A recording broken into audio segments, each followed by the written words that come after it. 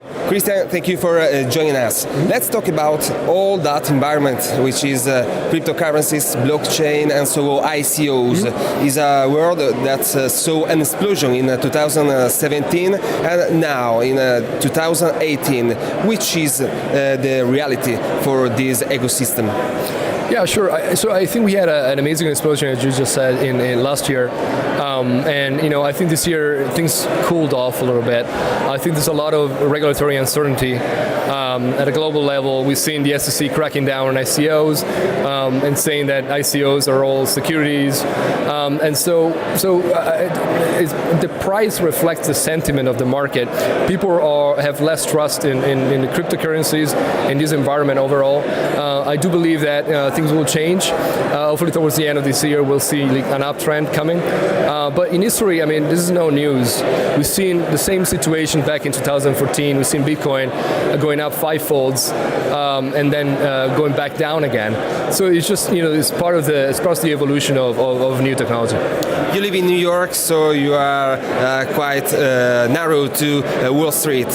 Wall Street is not going really good in this moment, so Trump and all the tariffs against China and Europe. But which is the moment? What is going on right now? So I think there's a lot of political uncertainty, and definitely that doesn't help the global sentiment. I do think that from a blockchain standpoint, there's a lot of interest from government agencies, from enterprises to kind of explore this new technology. We've seen some of the major corporations like Walmart kind of narrowing down on blockchain from a logistic and supply chain trackability standpoint. We see banks trying to get into the space. Soros just put up a big funds to play in crypto a few months ago. So I think there's overall interest in exploring more this technology and the opportunity it can provide. Yeah, here we are at the Global Summit, Family Office Summit. Anthony Ritossa made a really good job. Here we are over than 300 people from all over the world. Which are your first impressions?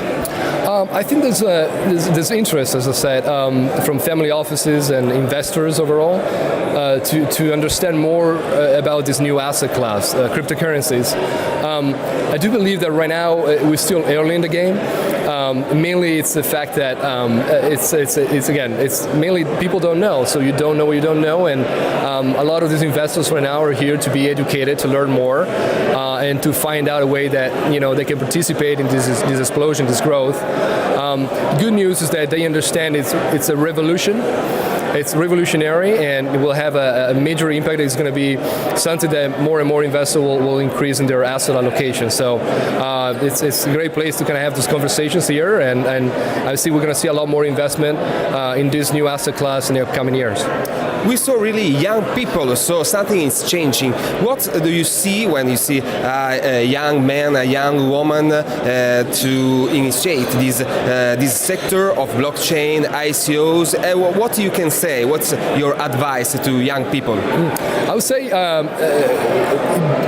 experiment with it. I don't think that you're going to learn just by talking or just reading books about it. You just really have to do something about it. So my advice would be trying to kind of buy a little more, a little Bitcoin, a little Ethereum, and that was going to get the machine going. That's how I started, and that piqued my interest, and I started learning more about the underlying technology called blockchain. And then from there things evolve, and then you figured out that besides Bitcoin and Ethereum and Litecoin, there's a whole world of alternative coins. There are new investment opportunities or new projects to support, and with that we'll have the chance to kind of learn more and evolve from there. Christian, we are going to finish our interview, but I see your pin. It's like a coin of a Bitcoin. And how do you see cryptocurrencies at all? Which is the future of Bitcoin, Ethereum, and that's all, and which is the future of the central banks? Correct. Yeah. So Bitcoin, it's a decentralized currency, and it's based on a consensus protocol that allows parties to transact without a central authority, such as a bank.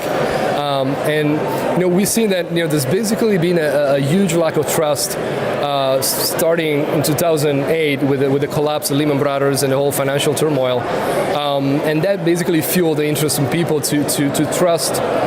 Don't trust the centralized entities, but to rely more of to technology that allows for basically a trustless system to thrive and enable parties to transact without a central authority.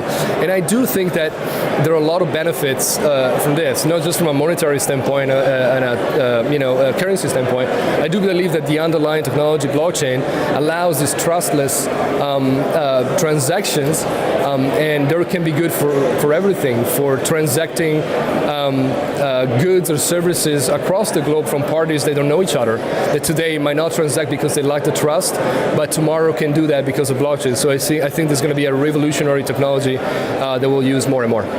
Christian, thank you very much. Enjoy Global Summit, Global Family Office Summit, and enjoy your stay here in Monaco. Thank you. Thank you.